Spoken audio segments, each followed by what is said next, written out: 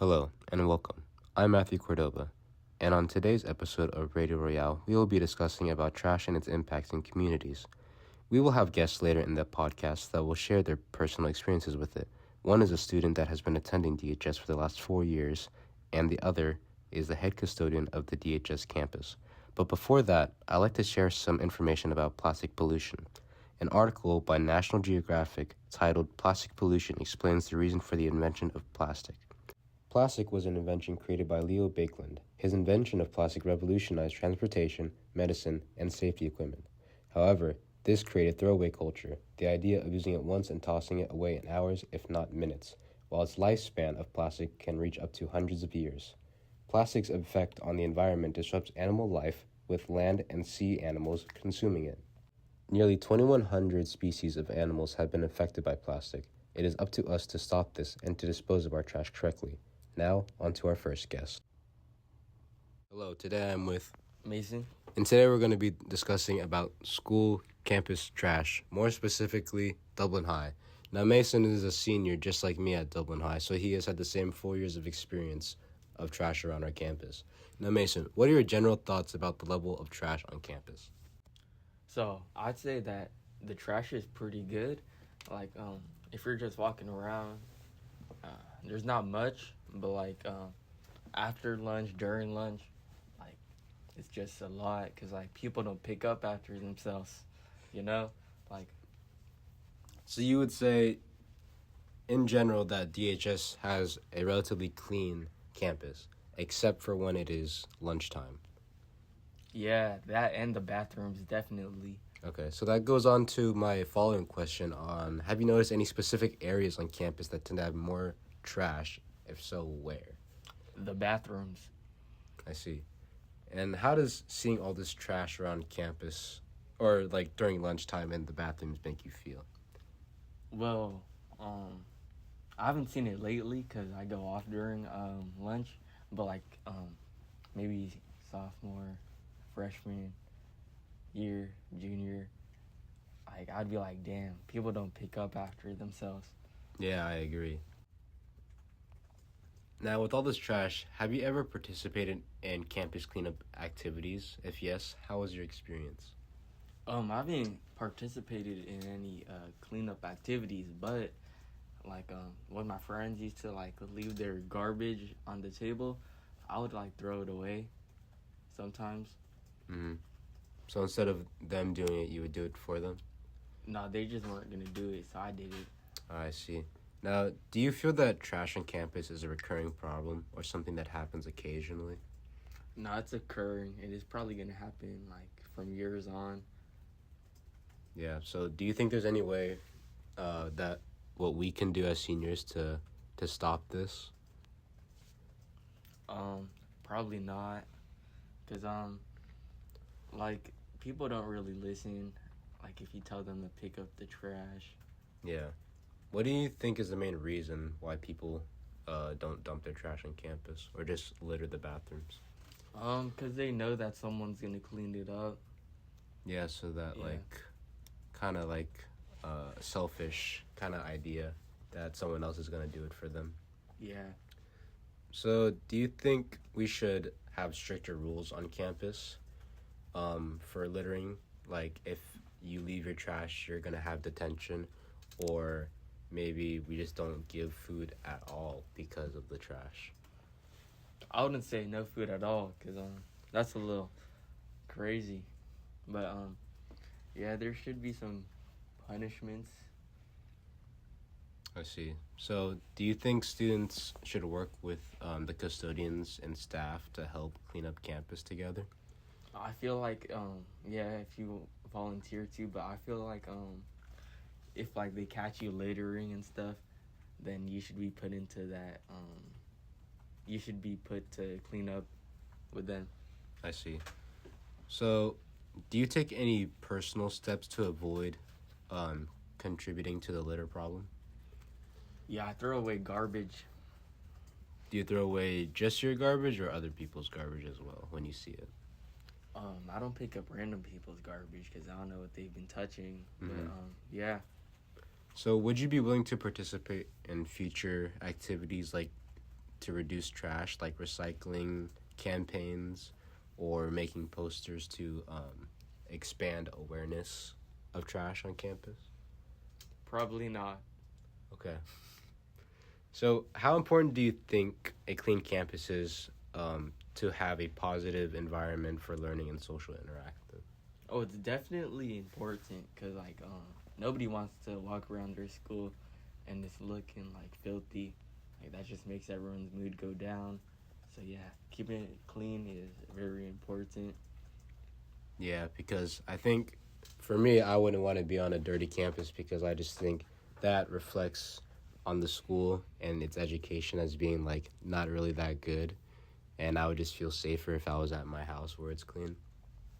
So do you think the campus administration is doing enough to address trash right now at school? Or would you like to see them do more?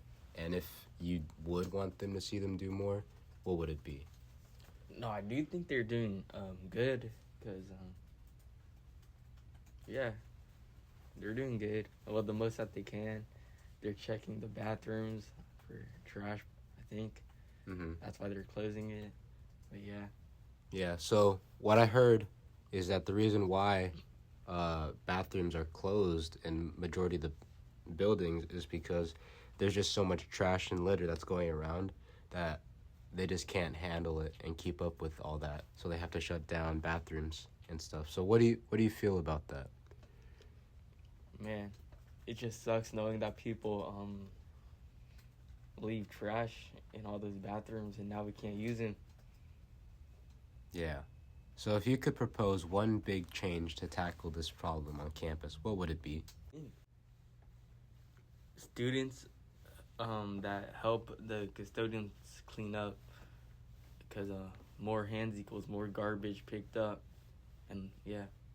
So you're saying that students should get involved with the custodians and help out with them on campus? Like I said earlier, like if they volunteer to, or like the people that get caught like not throwing away trash, yeah, they should. What if it became a non-volunteer thing? What if it became like a weekly schedule of students, maybe like from 5 to 15 students every week were assigned to help out with the custodians? Do you think that would be a positive impact? It would definitely be a positive impact for the custodians, but I don't think for the kids. Why not? Because I don't think anybody wants to spend their lunch picking up trash. Yeah, it's understandable, but I think it would be a good way to keep cleanliness around the school, don't you think? I do think that, but how many people would do that? Well, that's why I'm thinking that it's no longer a volunteer option, but it's a mandatory option that every student should do that. But it's like class. Students should go, but a lot of people skip. So if you do that, I see a lot of people skipping. That's an interesting point. I see. But thank you so much for your time and being here with me for these questions. I appreciate it. Of course. That was a great inside look into our school's campus, shared by Mason with 4 years of firsthand experience and perspective. We've talked about how waste can have negative effects on our community and environment, but the important question is, how can we reduce that? An article by the U.S. Environmental Protection Agency titled Reducing Waste provides solutions for this. A highlight in the article is the 3 R's movement, to reduce, reuse, and recycle. These simple actions can make a significant impact. For example, instead of using a plastic bag just once, reuse it, or better yet, invest in a reusable bag made from recycled materials like plastic that can last for years. Another great way to reduce waste is to be mindful of your purchasing habits. Try to buy products with minimal packaging or those made from sustainable materials. This small change can have a big effect over time by cutting down on excess waste before it even starts. By following these tips, you'll not only reduce your carbon footprint, but also help improve both your community and the world. Now let's hear from our next guest, whose goal is to keep our school clean and waste-free. Hello and welcome to Radio Royale. On this episode, we will be discussing trash and litter around school campuses, specifically Dublin High.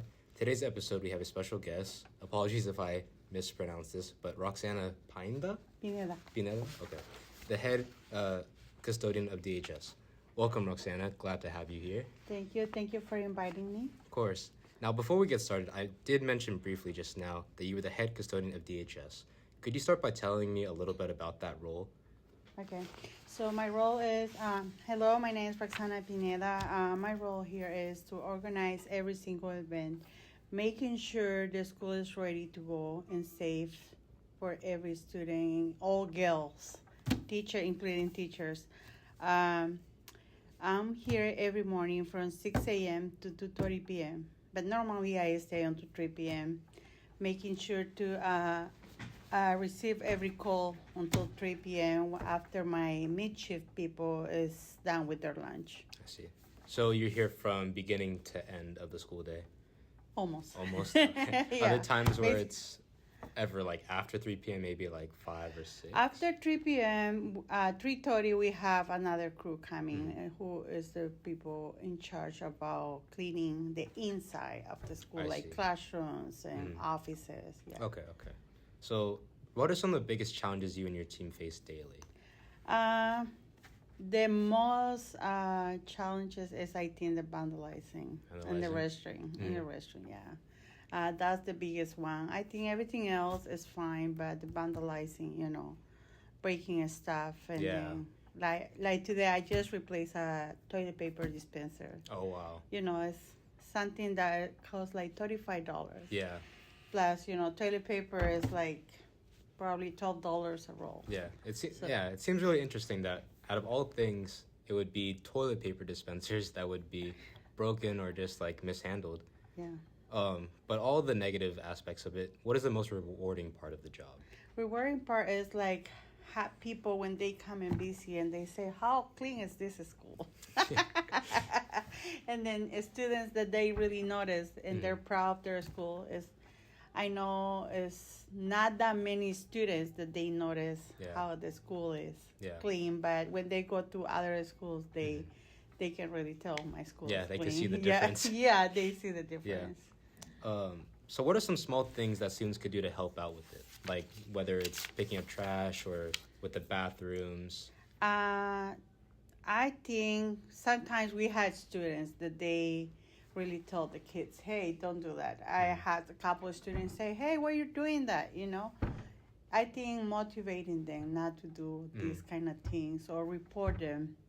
When I see students doing something, I say, okay, now you got to help me sweep. That helps a little bit that they don't do it anymore. They see it. Before they think it's fun, I know they do it for fun. I think most of the students. So a little help can be motivating the students, saying, hey, this is your house. Basically, it's your second house. You're here probably 180 days of the years here. So it's basically a second hour. That's okay. Second hour, like second house. Yeah, like treat it as your second house. Just It keep is it clean. your second house, no matter what. Yeah. You're here almost 8 hours a day, so Yeah, might as well want to keep it clean as nice as possible.